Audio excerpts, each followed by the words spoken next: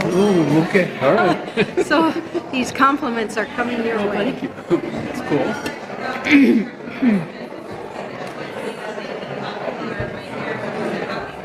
Yeah, this is fun. I enjoy this. Oh, it is late.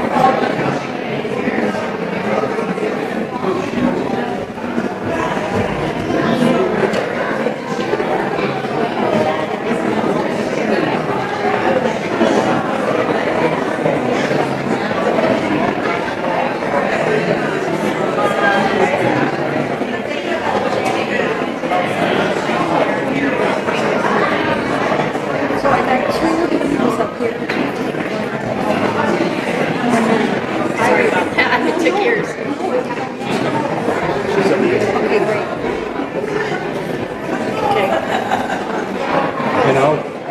See the words. No, I'm not. With either of the songs. So, should we wait for Catherine?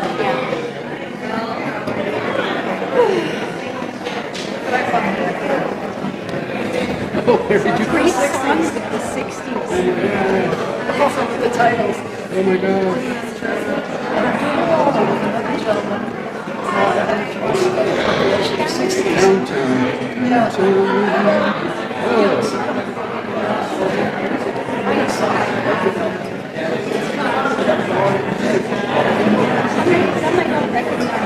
Okay.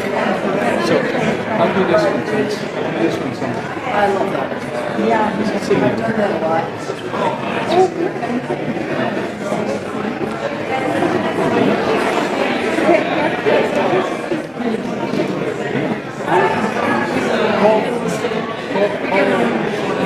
Paul's voice brings them there pretty close.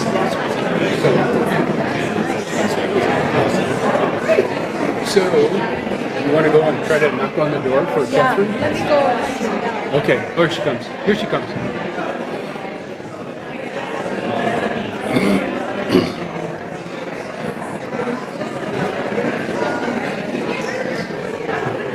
Ready? This bit, you're going to probably have to do it.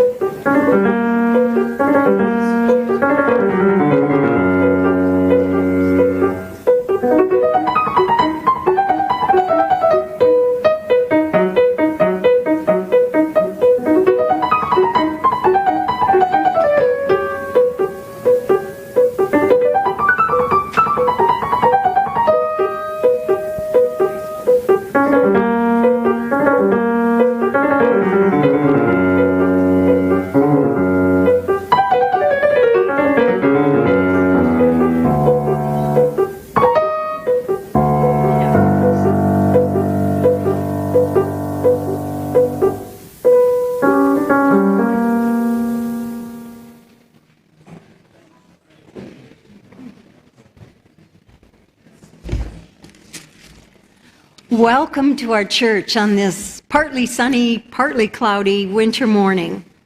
I'd like to especially welcome those of you who are here for the first time or returning after an absence, as well as those of you who come often. And I want to welcome those of you who are streaming with us this morning. Welcome to our service and welcome to the first Sunday of this new year. And for those of you who celebrate it, the 12th day of Christmas, or Epiphany. We're glad to have each of you with us, and we appreciate your unique background, beliefs, and lifestyle. Please join us after the service for coffee and conversation. Before we greet each other, I have two short announcements.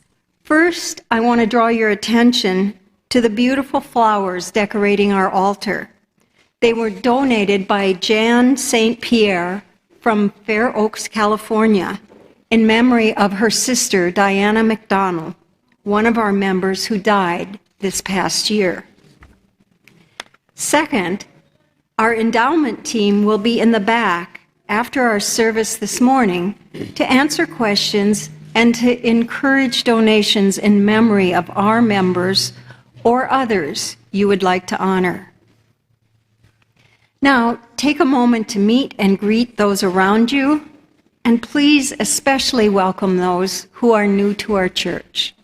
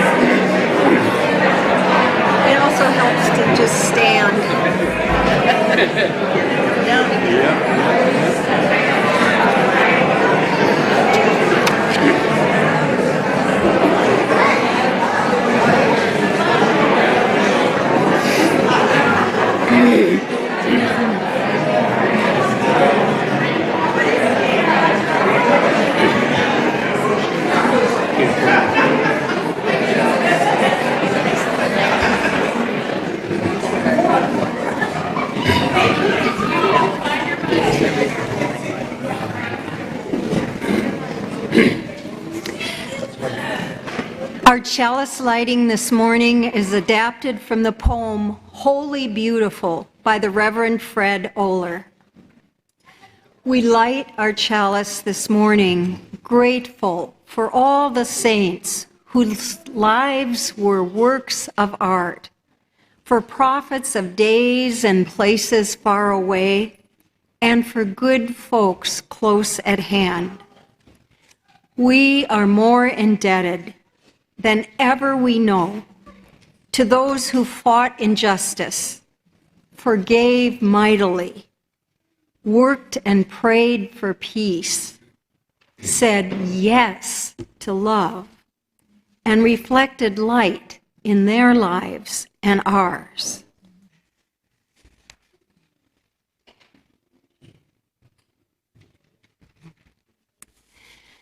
This morning we will speak of some of our recent dead and share a few of their words, their deeds, and their songs. The music for this service was composed and or performed by musicians who died in 2018, including Frances Walker, the first Black woman to have been granted tenure by Oberlin College in the 1970s, whom you've just heard playing the piano for our prelude. During the offertory, we'll listen to Roy Hargrove, a composer and trumpet player. We'll hear Aretha Franklin for the musical interlude, and then Yvonne Staples and the Staples Singers for the postlude. All four of the musicians featured in our Requiem service today are African Americans. This morning's readings are also from writers who have died this past year. Our meditation words are from V.S. Naipaul, and our reading is from Ntozake Shange, the playwright and poet. Our story for all ages is about Coco, the first gorilla to learn sign language, who communicated well with humans until her death this past year at the age of 47. In addition, we have lost 12 members of our church community. You will find short biographies for each of them in your order of service. This Requiem service is a salute and a thank you to all these individuals for having lived their lives. The holes they left in the air we would fill with light and with our affection for them, for each other, and for all existence.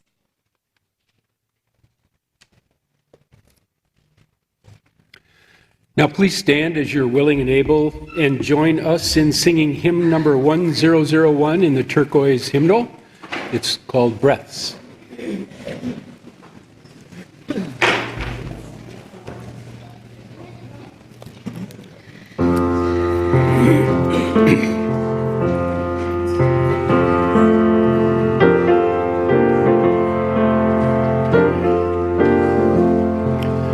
Listen more often to things than to beings. Listen more often to things than to beings. 'Tis the ancestors' breath when the fire's voice is heard. 'Tis the ancestors' breath when the voice of the waters sounds.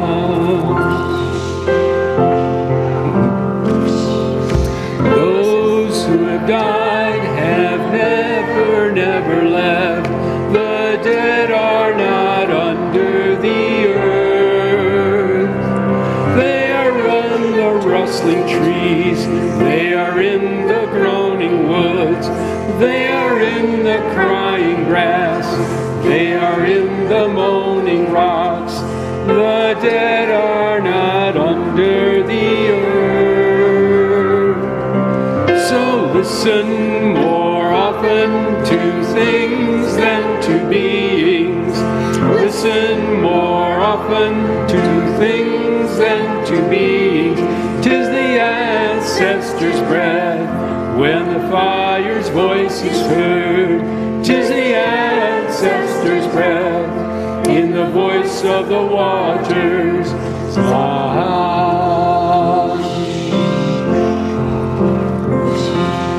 Those who have died have never, never left. The dead have a pact with the living. They are in the woman's breast. They are in the wailing child. They are with us in our homes. They are with us in this crowd. The dead have a pact with the living. So listen more often to things than to beings. Listen more often to things than to beings. 'Tis the ancestors' breath when the fire's voice is heard. 'Tis the ancestors' breath in the voice of the waters.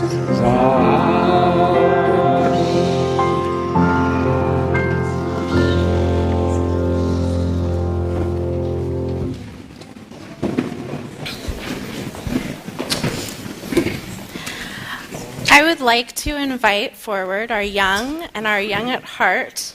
First, I have to move out of the sun. I would like to invite forward our young and our young at heart for a short story. Come on forward.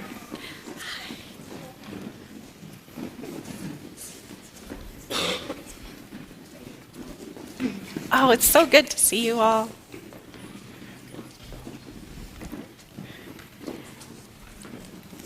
So I have a question for you to start. How many of you have ever tried to talk with somebody who speaks a different language than you? Yeah, lots of people. How was that? Hard? Kind of difficult? What did you do? How did you do that? Pointed, sign language? Yes. You will find out very shortly.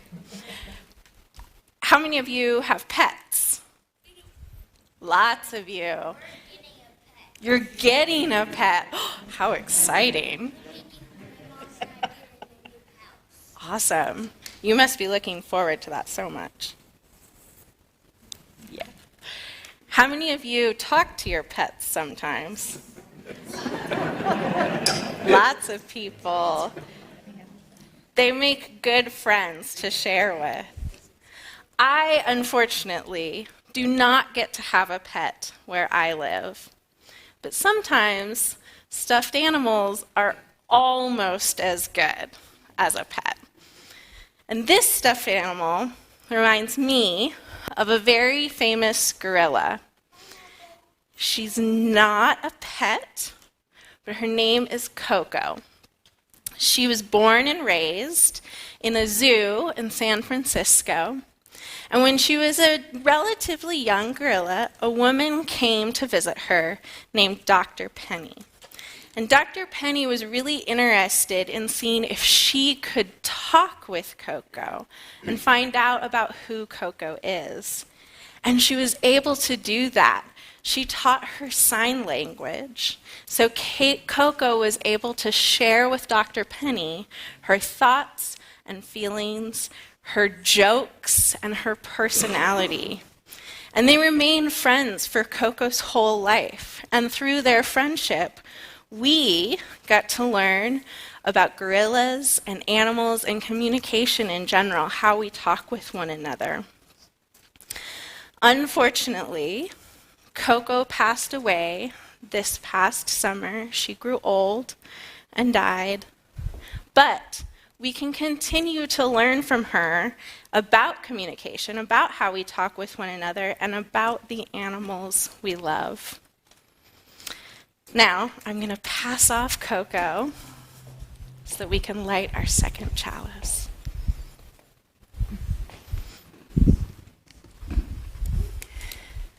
We light this second chalice so that as you, our children and youth, go to your chapels, you carry the light of our flame with you.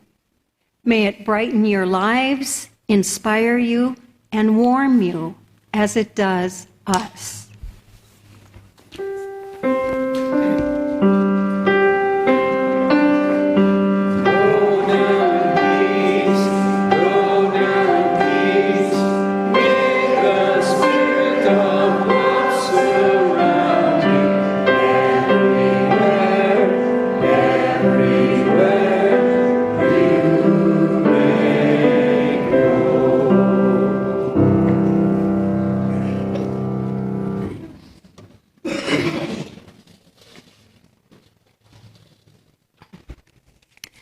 We now gratefully give and receive this morning's offering, which sustains this community and our mission to the larger world.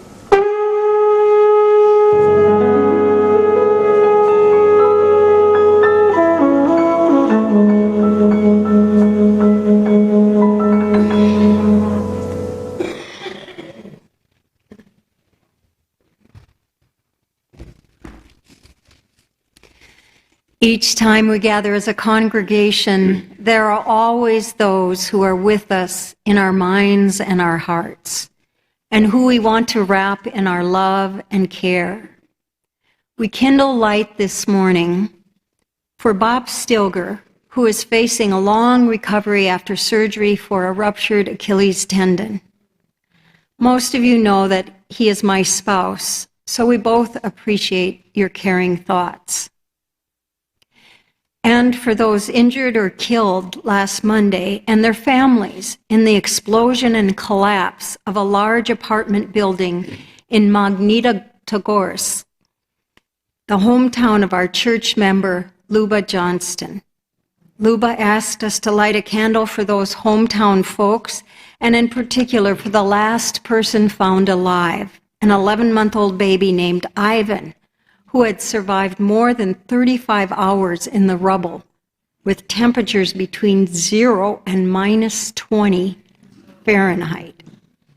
His parents had been rescued earlier, and Luba told me this morning that he's looking like he's on his way to recovery, but severe frostbite and other challenges. So we'll keep him in our hearts as well. Let us share a moment in silence, embracing others who are here with us this morning. You are welcome to say their names aloud as you are willing.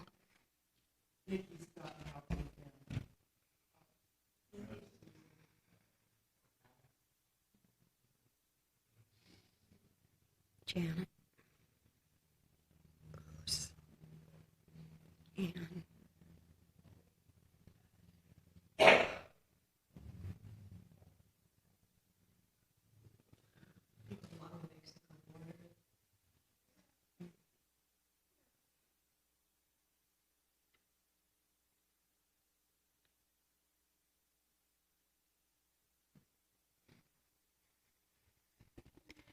Those named aloud and those remembered in the silence, and all those who are suffering elsewhere in our world this hour, we hold in our community of compassion.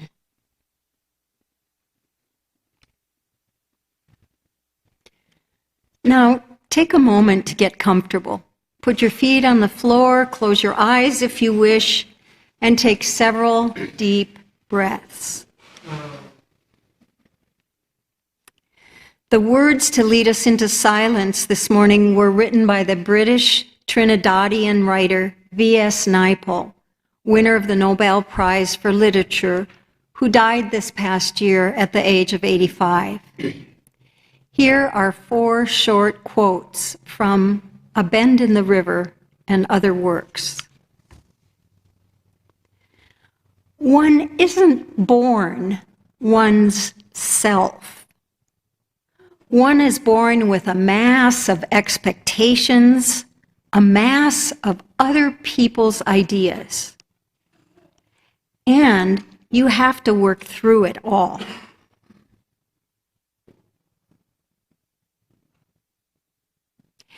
After all, we make ourselves according to the ideas we have of our possibilities.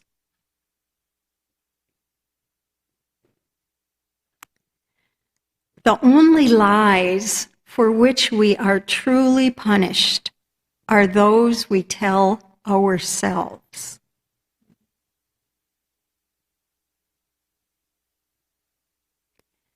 Small things start us in new ways of thinking.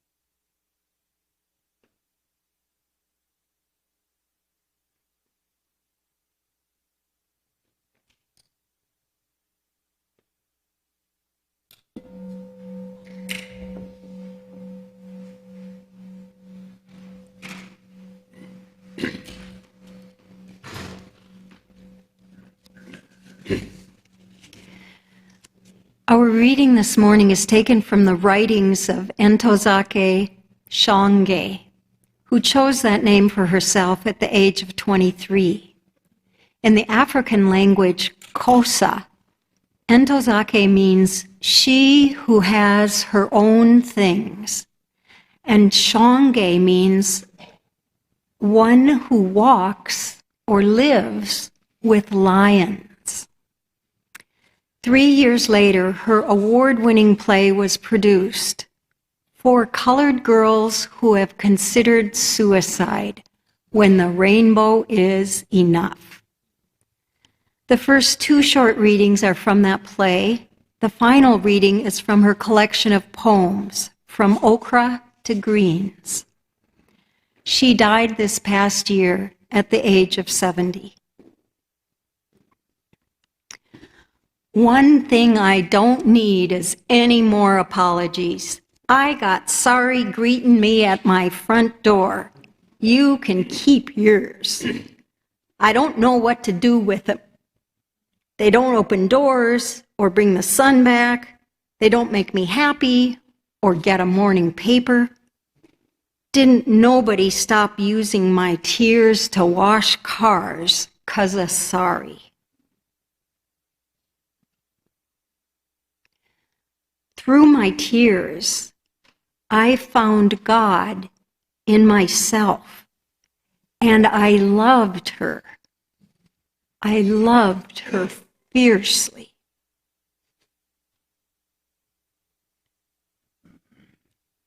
Rise up, fallen fighters, unfetter the stars, dance with the universe and make it ours.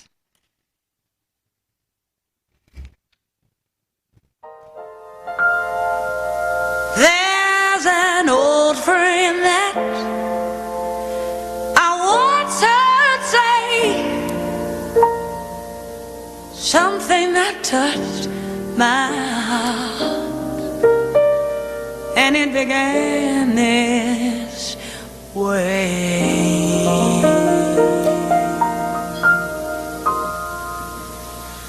I was born by the river in a little tent, and just like the river, I've been running ever since. He said it's been a long time coming, but I know my change is gonna come. Oh yeah.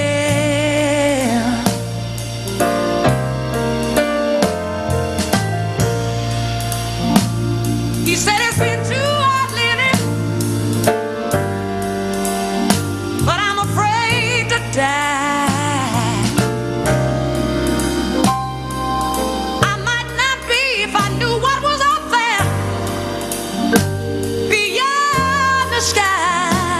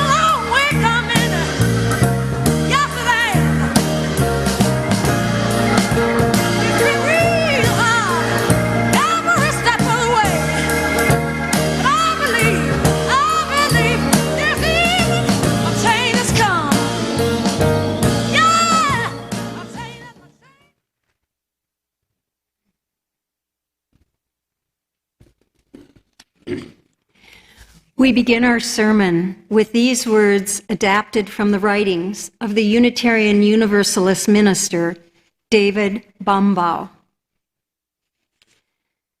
We pause at the turning of the year as the past falls away behind us and the future lies before. We hold in our hands a newborn year and fold another one into memory. We keep this time for the taking of leave. How many millions have died this year, no one can count. 1,000 ways has death overtaken them. Some have been cut down in youth and hope and promise. Some have been gathered in the fullness of years, worn out in the using of life. Some were the victims of violence and fear. Many have fallen to forces beyond their knowing.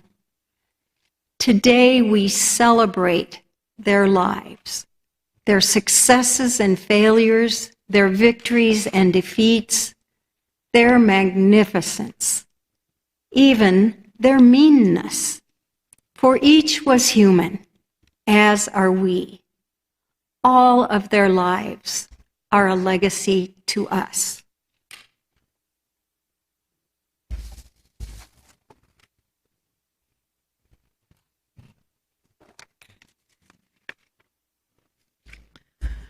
Ursula Le Guin.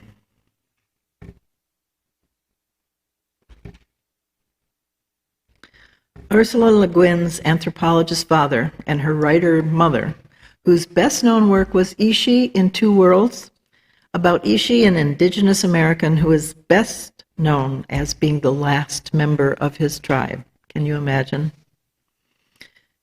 Both of her parents had a powerful influence on her writing. In discovering these alien worlds, Le Guin's characters, and by extension her readers, also journey into themselves and challenge the very nature of what they consider alien and what they consider native. Le Guin's writings employ the ordinary actions and transactions of everyday life, showing how these daily activities embedded individuals in relationship to the physical world and to one another. She used science fiction as a vehicle to explore human existence, politics, gender equality, the search for a perfect society, and the price of happiness. She also wrote about feminism and death, exploring ideas about the organizing of society using value system experiments that were exercises in both fantastical and political imagination. All these ideas were closely tied to her Taoist beliefs.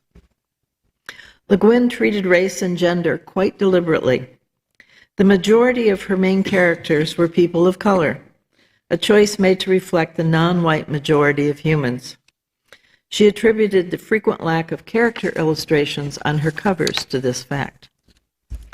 Her writing often makes use of alien, i.e. human but not earthly, cultures to examine the structural characteristics of human culture and society and their impact on the individual. Ursula had very unconventional ideas about gender, breaking down normal gender roles. Her coming-of-age stories with their themes of gender and sexuality, such as The Left Hand of Darkness, a fictional planet where humans had no fixed sex, were revolutionary to me.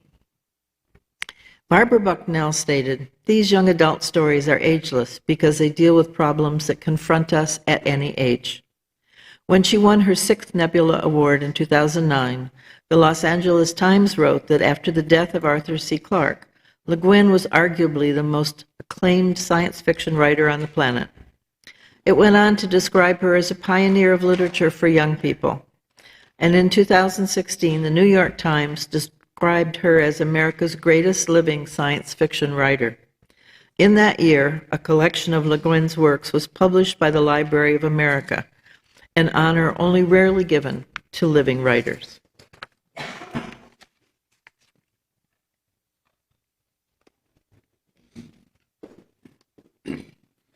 Paul Allen.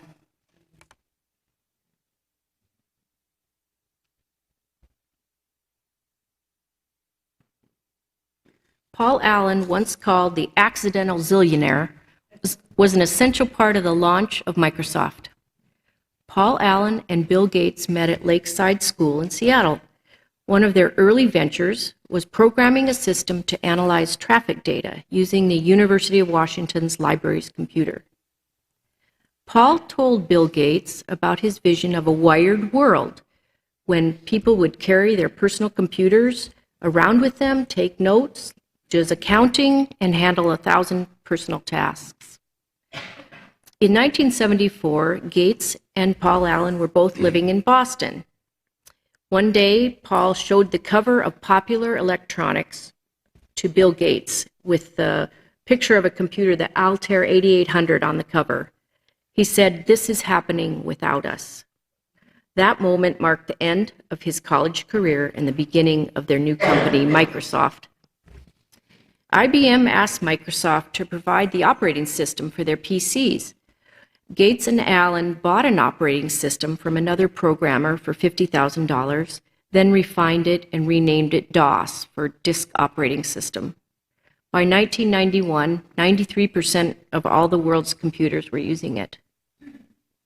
Gates wanted more than anything to make money, and Allen wanted more than anything to spot a technological idea. In 1982, Allen was treated for Hodgkin's disease, which was a factor behind his leaving Microsoft.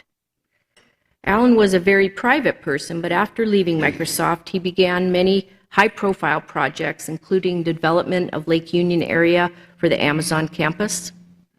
He bought several sports teams and funded research from his yacht, the Octopus, which has 2 helicopters, a submarine, a glass-bottom pool, a recording studio, a cinema, a salon, a gym, and a medical center. Paul Allen joined Bill Gates and Warren Buffett's giving pledge to give away the majority of their riches. Allen was a guitar player and built the Experience Music Project in Seattle, containing Jimi Hendrix memorabilia and even Captain Kirk's command chair. He died at age 65 from complications of cancer.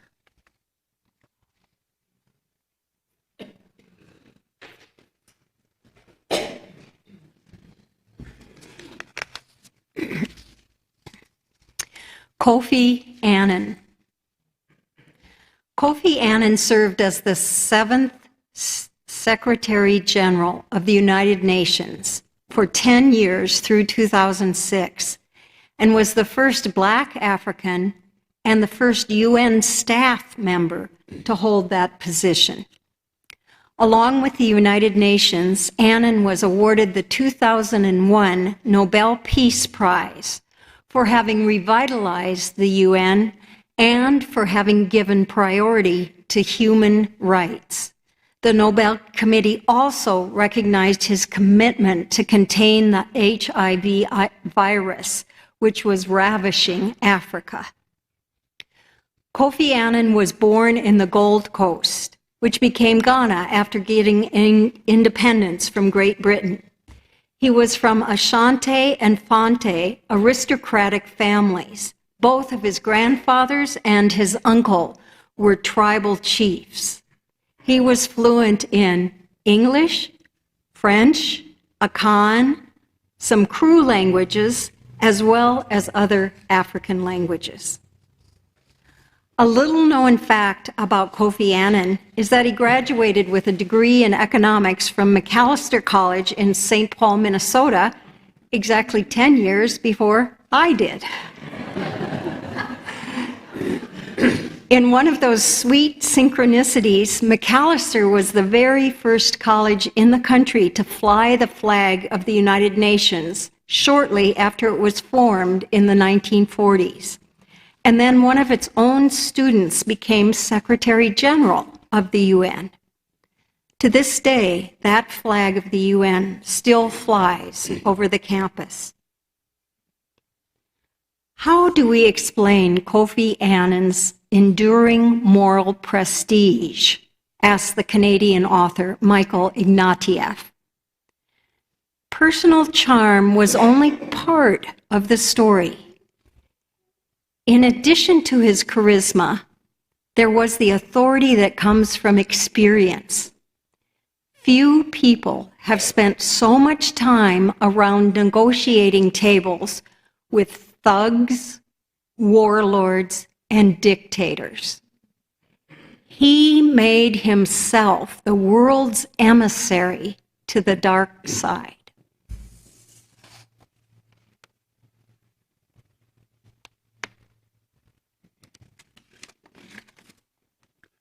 Stephen Hawking.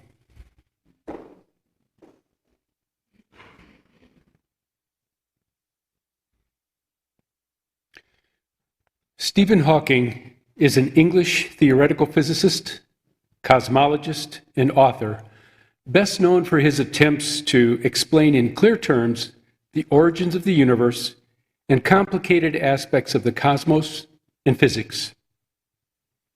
As I explored his life and work, I believe the best way to describe Stephen is through his very own words. Some of his most notable quotations from books and lectures describe his work, discoveries, and the mind of a brilliant person driven to make a difference in this world while facing overwhelming physical difficulties. He said, "My goal is simple. It is a complete understanding of the universe."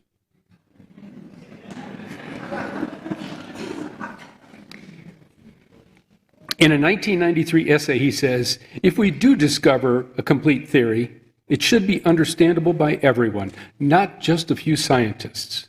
Then we shall all be able to take part in the discussion of the question of why it is that we and the universe exist."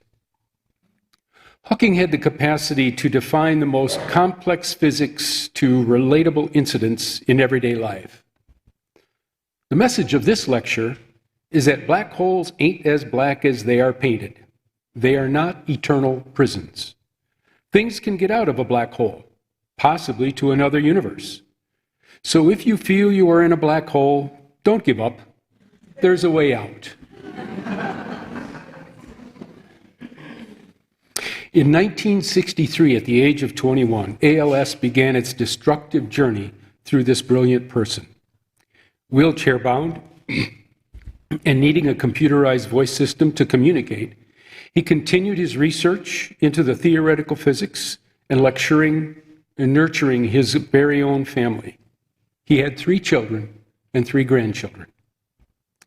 "It is a waste of time to be angry about my disability," he says. "One has to get on with life, and I haven't done badly. People won't have time for you if you are always angry or complaining." His lessons from life: 1, remember to look up at the stars and not down at your feet. 2, never give up work. Work gives you meaning and purpose, and life is empty without it. And 3, if you are lucky enough to find love, remember it is there and don't throw it away. Stephen Hawking passed away on 14 March 2018 at his home in Cambridge.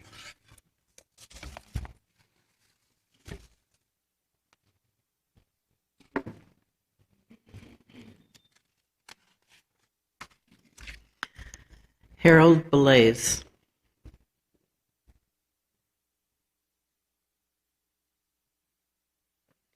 In a career spanning 7 decades, Harold produced hundreds of public works throughout Washington, Alaska, Oregon, California, Montana, and Idaho, as well as a piece in Westlake, Ohio, where he was born. There are over 4,500 public Belays pieces featured around the Northwest. He is a noted liturgical artist with sculpture, painting, stained glass, and reliefs inside over 200 churches and synagogues in the Pacific Northwest. A fellow artist and longtime friend, Steve Adams, said, "To call him a Renaissance man doesn't even cover it. He's so multi-talented in so many different ways and works in so many different materials." Many artists whom Harold mentored were mentors themselves, like Ken Spiring, an art teacher at Freeman High School, whose public works include the oversized radio flyer, The Childhood Express, that's now in Riverfront Park. Spire was struck by how Harold filled the room, not with ego, but with his enthusiasm at being alive and with a need to share that with those around him. Everyone calls Harold a force of nature, and of course he really was, and his influence is just multi-generational. Sen Kundig, whose father, Moritz Kundig, a member of this church, met Harold in the 50s while skiing. Harold's work ethic, ingenuity, and understanding of the building process earned him respect from builders and architects alike, Kundig included. In 2001, Falaise was included in 7 Living Treasures of American Craft by the Northwest Designer Craftsman, and he has 2 works in the Venerable Smithsonian American Art Museum. But he may be known as much for being a lover of life as for being an artist. Please read his biography in the Focus to learn more about his contributions to our church. And there is a small display at the Junt, if you're interested.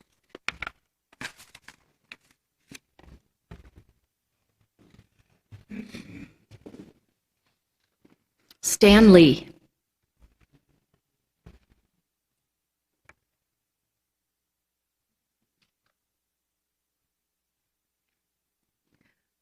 Stan Lee was an American comic book writer, editor, and publisher who was active for 70 years. He grew up in New York City from a Romanian immigrant family. He changed his name from Lieber to Lee when he began his career.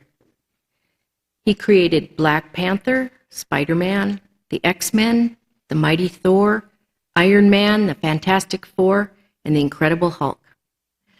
Lee himself has a cameo in almost every Marvel movie. I used to think what I did was not very important, he said.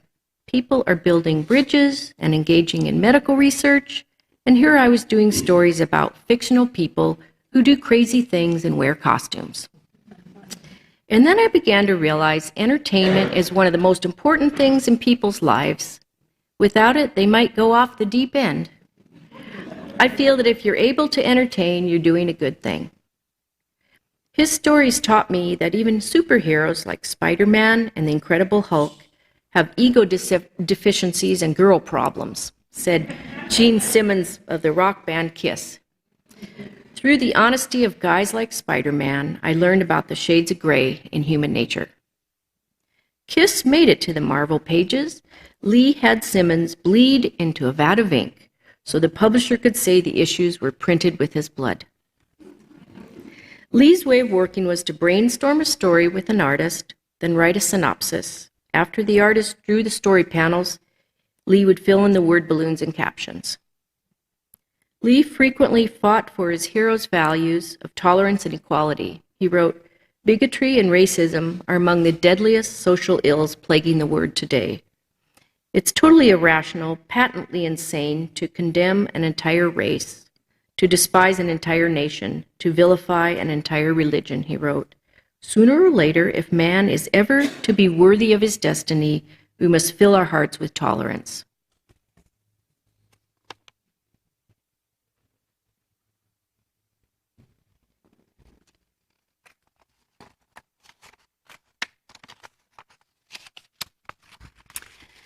Dr. Ben Bars, MD, PhD.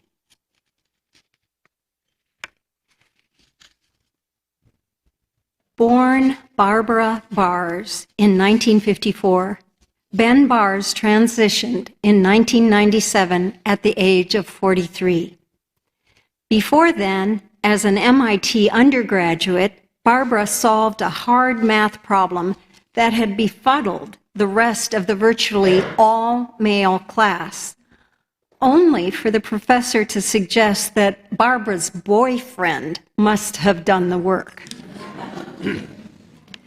After Barbara had completed an MD and a residency in neurology, Barbara lost a PhD fellowship competition to a male peer who had published, get this, 1/6 as many papers as Barbara had.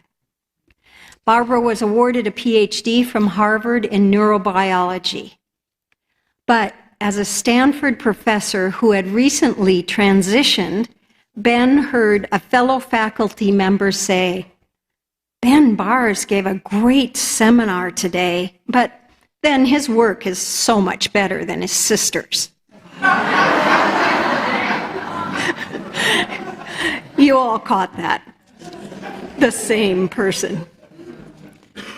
By far, the main difference that I have noticed is that people who don't know I am transgendered treat me with much more respect, he wrote in Nature.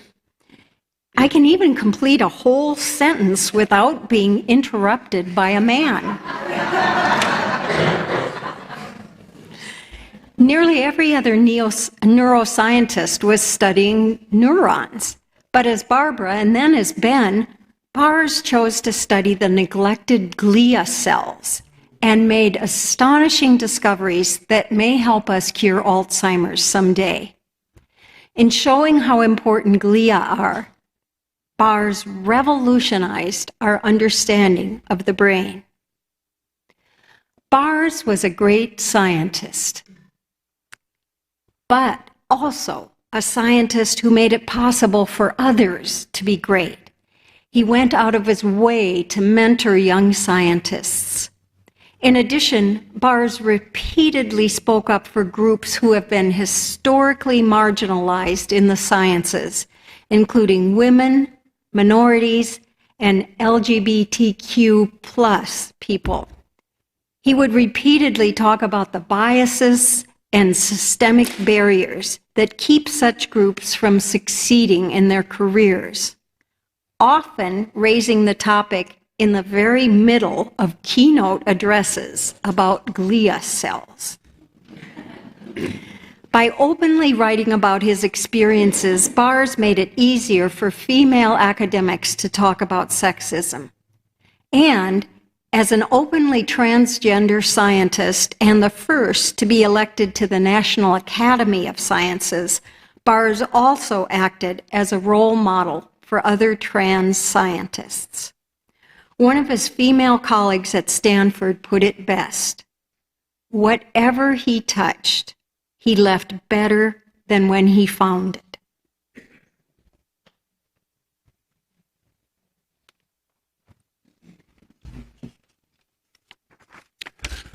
Aretha Franklin.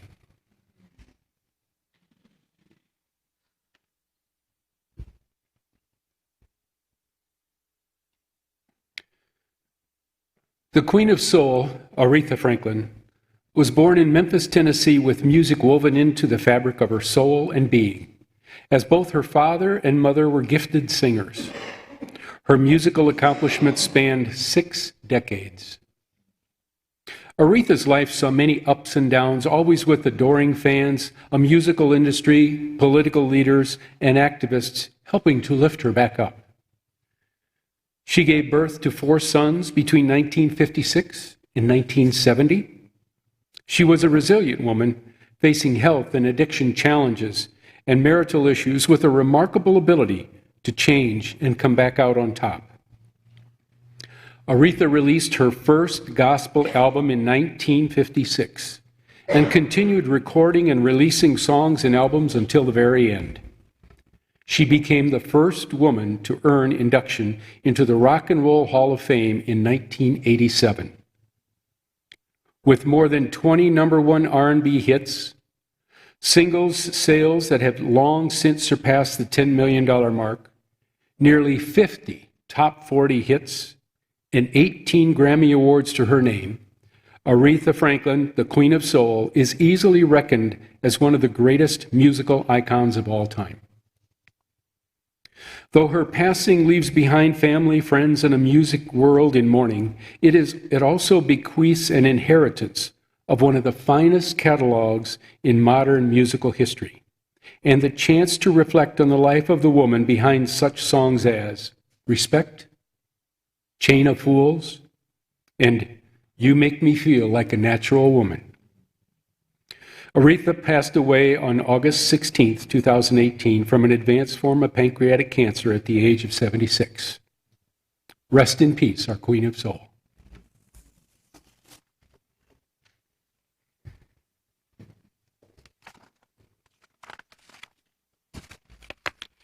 In addition to those from the wider world whom we have chosen to honor today, we also remember those from our own church community who have left us this past year. Charles Henry Bauman, Charlie. Harold Belays. Avis Louise Lukens Monroe. Charlotte Ruth Wilson, Char. Deanna Lee Hay Fendler. Catherine Diane Seeley, Kathy. Karen J. Goodrich Hedrick.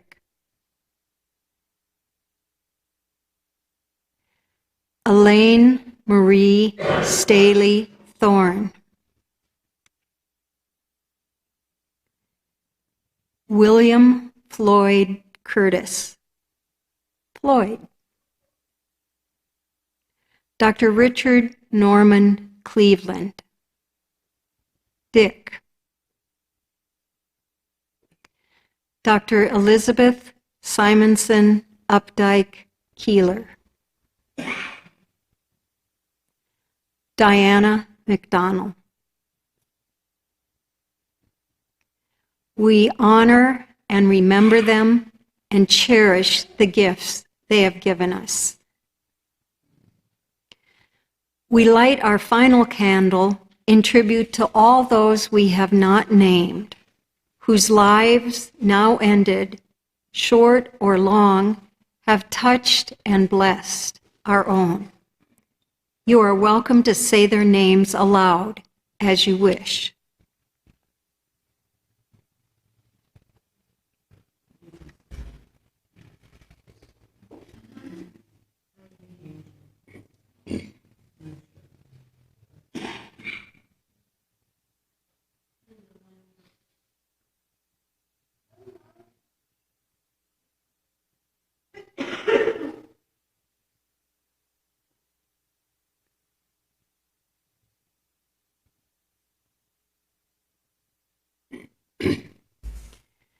As these flames represent those who have died within our human family this year, so might they also represent those newly born who have destinies to light our future as uniquely as these now light our present and illuminate our past.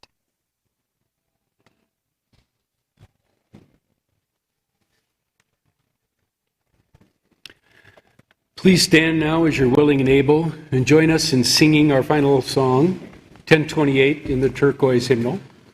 I'm sure many of you already know this, so please sing out. 1021, I'm sorry, yeah. Okay.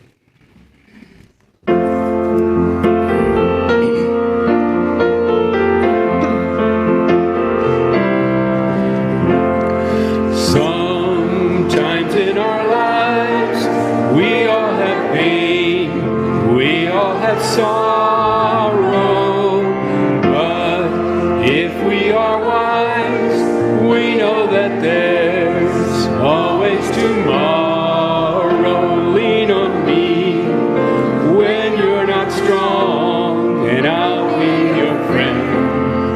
I'll help you carry on, for it won't be long till I'm gonna need somebody to lean on. Please swallow your pride if I have things you need to borrow, for no one can fill those of your needs that you won't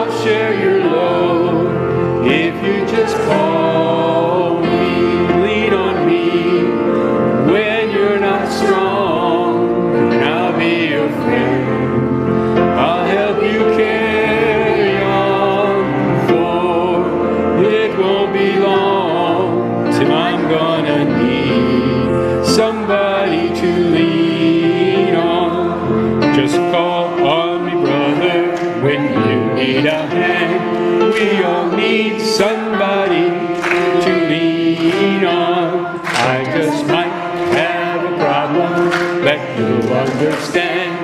We all need somebody to lean on.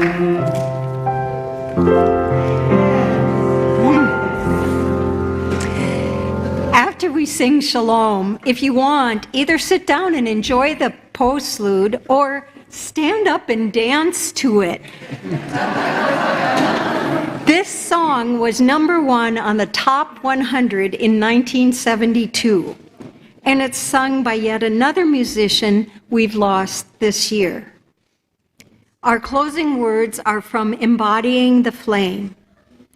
The light of these lives we now carry within. We are their voices, their hands, and their hearts. They walk with us into the future of the dreams that we all share. Amen, blessed be, salam alaikum, and shalom.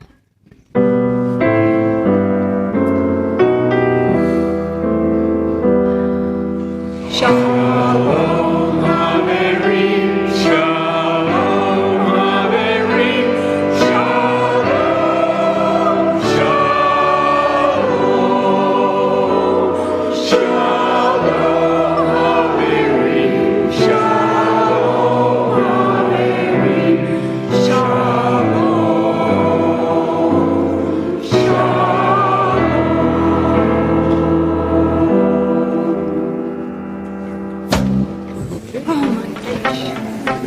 Done well.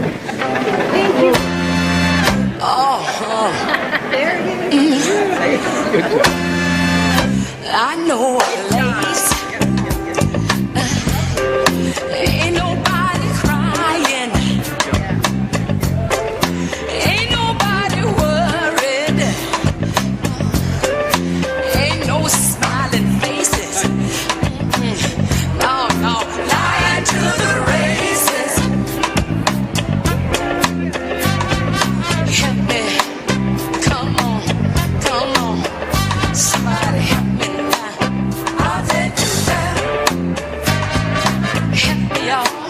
I'll take you there. Help me now. I'll take you there. Oh, I'll take you there. Oh, mercy. I'll take you there. Oh, let me take you there. I'll take you there. Oh, let me take you there. Cranberry, play your piano now. All right.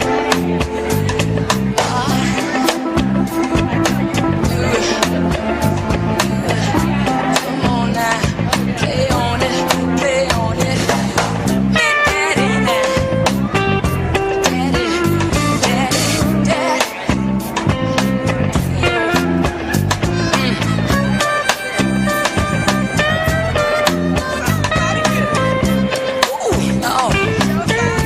All right, baby, little lady, easy here, help me out, come on, little baby.